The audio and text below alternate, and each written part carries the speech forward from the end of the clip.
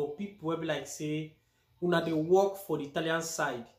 Now you need to listen to this one because many of una don dey ask about this card, and I wish to make the video again to still explain give to people outside there. So if you are interested, if you go do your own. Now as a worker here in Italy, not be obligatory, not be by force, not be must. It depends on individual. Now if you watch my hand, so you see say get card where you dey see. This particular card na Sindaco card, Sindacate. It means say yes, as a worker here in Italy, they represent you. You don't get as your boss go fit cheat you or do anything mago. Anybody won't get this kind of card, they fear that person for war because they not fit do you any kind of like say they won't cheat. Because in that card they see your booster package, they see everything.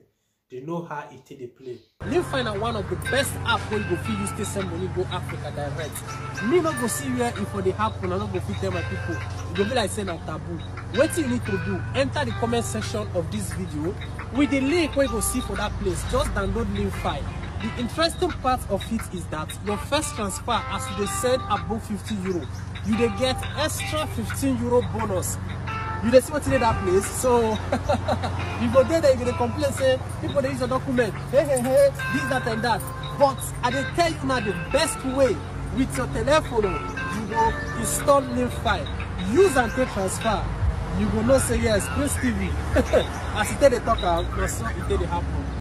So now make you see say once you get this card, your director de lavoro go just dey fear you, know, to cheat you, you know, go ever fit dey possible.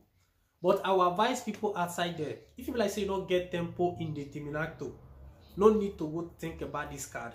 Because this particular card, if you get and your capo go dey fear you just as a test state.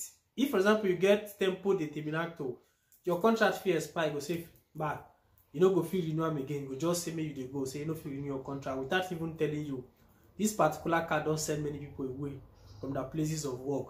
So it's advisable when you have tempo indeterminato before you get this particular card. Now when you get this card, so many function there, people will ask what will be the use of the card. As I explain give you, they don't fit cheat you. Secondly, if for example you lose your work or anything, if you want to go to this cooperazione, they don't need to collect money for you because you already register to Sindacate.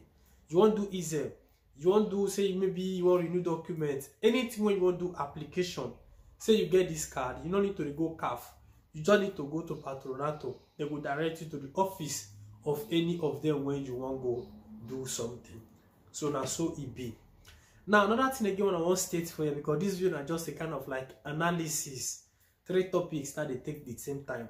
Another thing again I want to state be say many people they aside that they say tax when they pay they give Italian government when I don't work for different company. How I go take know the total tax when I don't pay. Not be from your booster paga.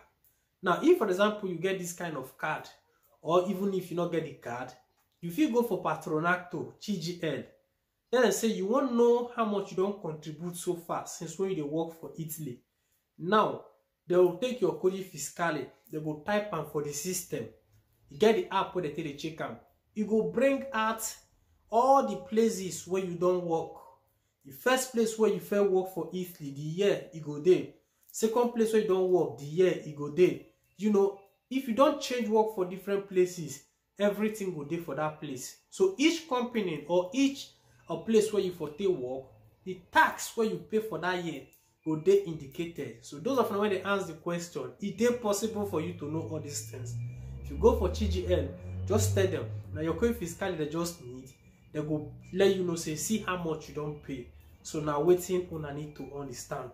Now, to conclude this video, you get one thing like I said always they see, because now I can't say many people they repent.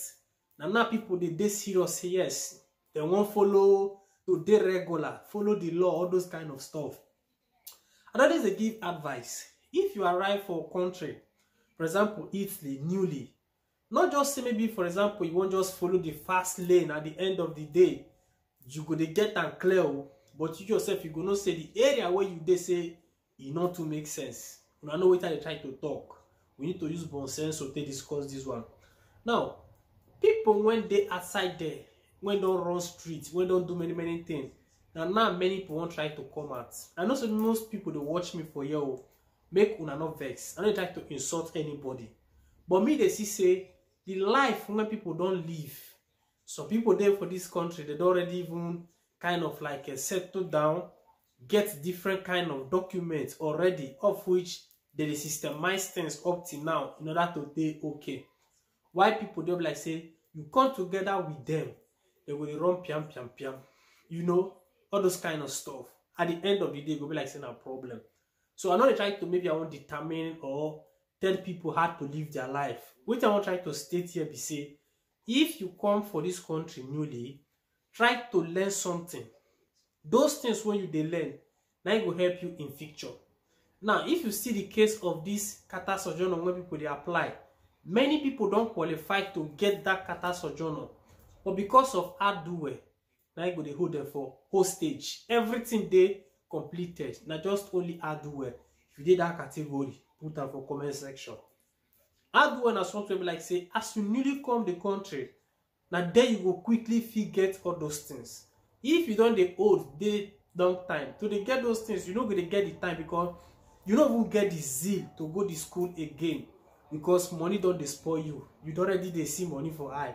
To settle down, say you want to study something, it will day hard. So all these things you have to put it into consideration in the first place. So now so it just be. Or this video now just all about analysis.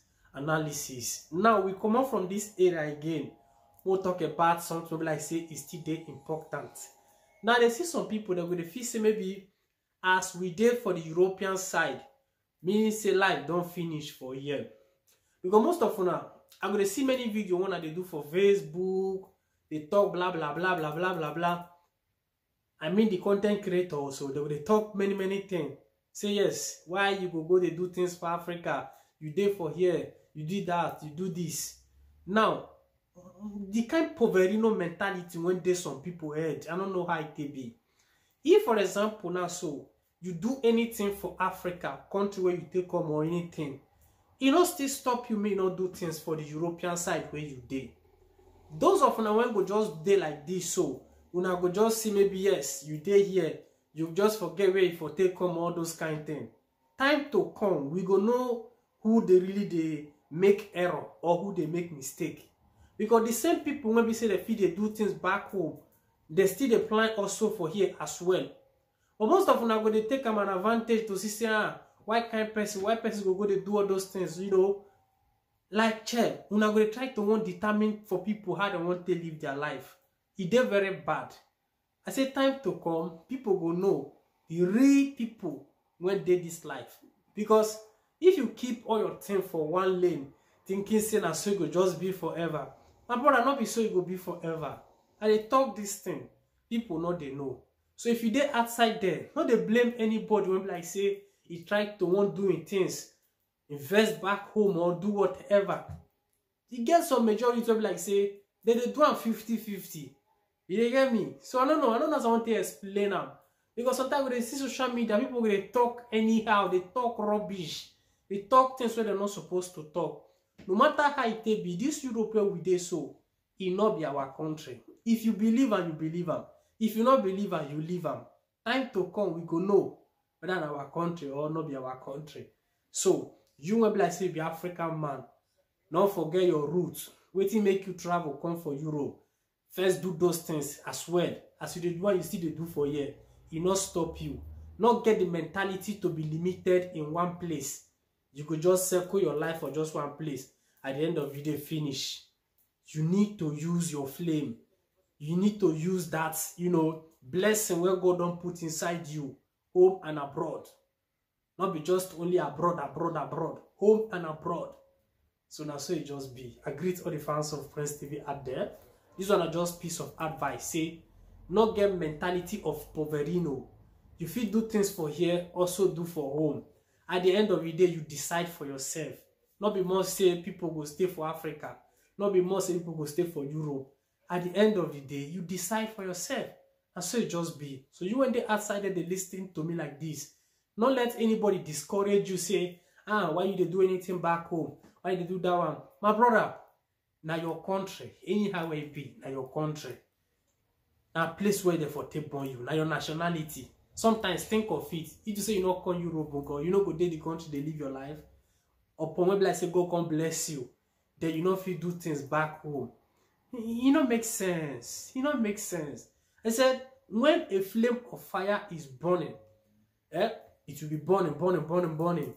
At the end of the day, ashes will remain there to bear a witness that he gets say something they there. You get me? So I don't know if I want to preach this one. So many of us they talk too much. A word is enough for the wise. As you they invest for Europe, also invest back home, my brother.